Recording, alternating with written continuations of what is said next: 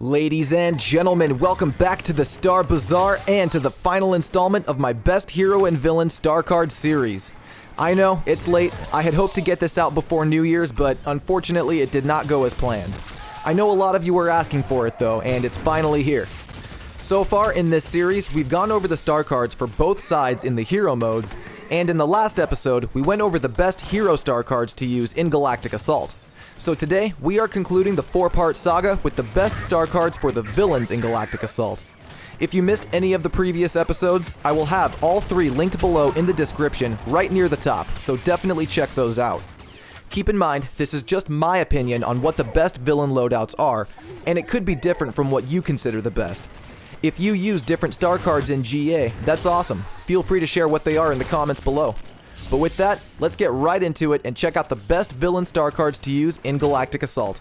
Starting off with Boba Fett, I like to run Quick Refill for recharging the jetpack when not in use, to make sure I have even a little bit of fuel when I need it. His Health on Kill card, Bounty Claimed, is a must for staying alive longer, and Intense Barrage turns his Rocket Barrage ability into one of the deadliest weapons on the battlefront. I like using Quick Refill instead of Fuel Efficiency in Galactic Assault because I play a decently aggressive Boba, and when I use my jetpack, I tend to use most, if not all, the fuel in one go, and this card helps with that, especially if For the Hunt is on cooldown. For the Hunt itself will give you unlimited use of your jetpack while it is active, so it should be used wisely, but whether on the ground or the air, it will help you in pinpointing targets to pick off with Rocket Barrage.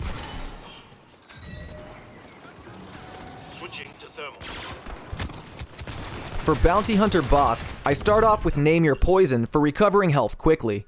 Bossk can recover all his health back once damaged, but it's a pretty slow regeneration when compared to other heroes, so with this card, as long as he's standing in the Dioxis Cloud, he will heal himself.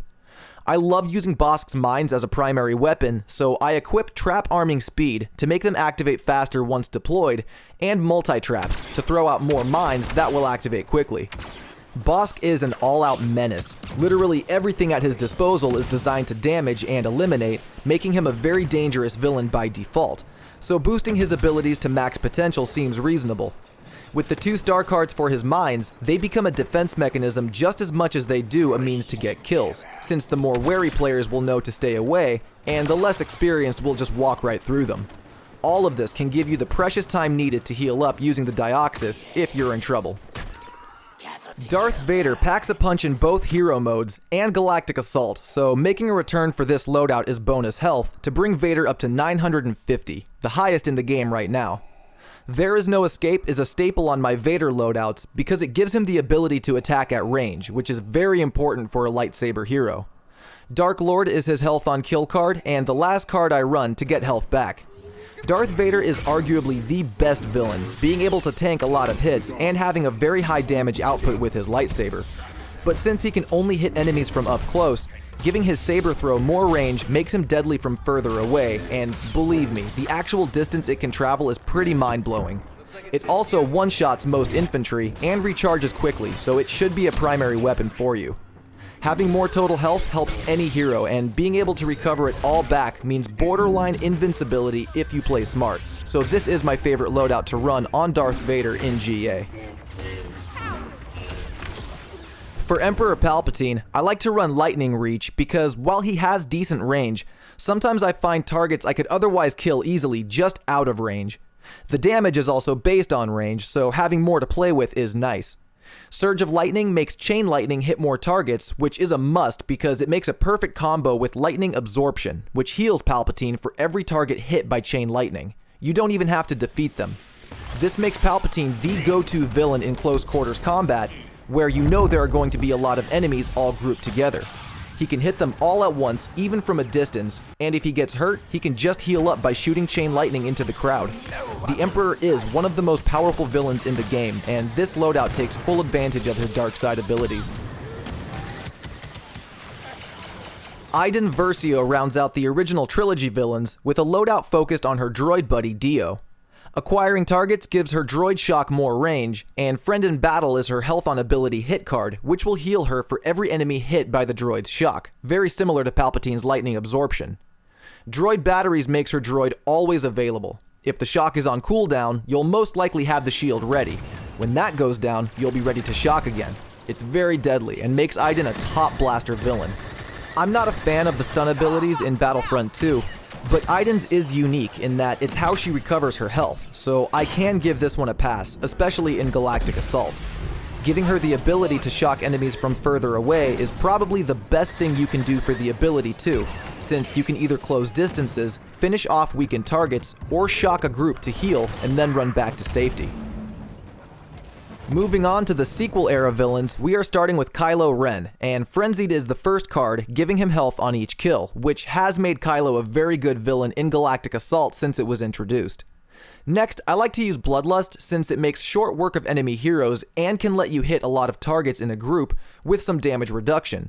But right now, the Frenzy ability is a bit bugged and doesn't always work as intended, so I'll sometimes use Harsh Pull to give Force Pull some more power, which makes a great combo with the last card I always use, Power Reach. Kylo has really good default range on his pull, but with Power Reach, you'll be pulling people from across the map. It's honestly pretty crazy. If you have Harsh Pull, that adds bonus damage. Pulling enemies to you, freezing them in place, and then using Frenzy to take them all out is a very satisfying combo that puts all three of his abilities to great use.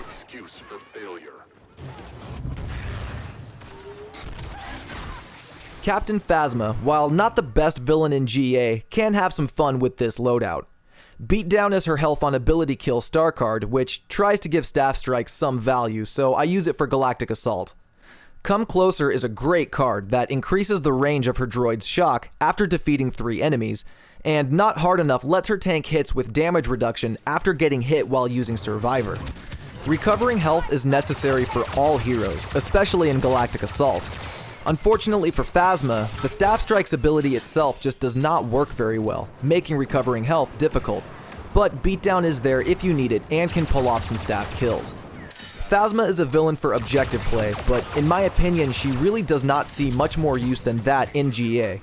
Her droid can lock down objectives nicely though, and after 3 kills, it makes it very tough for an enemy to get close because of Come Closer. Phasma has her strengths and weaknesses like any hero, I just feel they're more pronounced in this game mode. Darth Maul is next to last, and seeing a return from his HVV loadout is both Fool Me Once, which reduces ability recharge times, and Flow Motion, which gives Maul an extra spin attack at the expense of said recharge time. Fool Me Once cancels that penalty out though, making these two a good combo. His last card is Wrathful, his health on kill star card, which should obviously be a given on these loadouts at this point. These cards make Maul the ultimate offensive machine, since he can fearlessly spin into and out of a crowd of enemies, recovering any damage he may have taken just by getting the kills. Maul is the fastest hero in the game, and just like in Heroes vs. Villains, that should be used to your advantage. You have the ability to two-shot most enemies before they have a chance to react to you, simply by slashing once and then using a spin attack to finish them off. The spin also gets you out of the way of any potential danger and keeps you moving, and with 3 of them at your disposal, you'll be tough to hit while you build that kill streak. And finally, rounding out this whole entire series, saving the best for last, General Grievous. Beating Heart is his first card, letting him recover a very impressive 350 total health once damaged. This is important for staying alive and for long kill streaks, which you will be getting if you pack Sith Trained. This card lets you one-shot all infantry except heavies, and each kill you get from it will recover your lost health with Cyborg Rage. I've seen this loadout used in a lot of Grievous videos, and it seems to be the general consensus that this is the best one to use for GA. That might change after the lightsaber combat revamp coming in the next month or so. Sith Trained increases damage but drains stamina quicker. The revamp is said to include penalties for having no stamina, like not being able to attack, so that could put a damper on this loadout once that arrives. In the meantime though, go enjoy those one-shot infantry kills with the good general. And that will do it for our best hero and villain star card loadout series. This was an awesome series to make, and you guys seem to enjoy it, so I may do some more like this. Drop a comment and let me know what you think about these loadouts and tips, and again, feel free to share your own if you play a certain villain differently. If you missed the other videos in this series, the links for them are in the description, so check one of those out next, and that will do it from me. This has been your boy, Turkish Delight, and I will see you all out on the battlefront. Peace. magic carpet ride. My name is hard to pronounce, so call me Turkish Delight. I'm killing the track with all the homies on the mic. Hope they don't mind the hopeless of the motion. It's in motion tonight. The mixtape dropping soon, probably in mid-June. Just in time for summer and all of the available poon. In the meantime, I'ma roll it up tight. The food is I'm about to sing this with pride. I got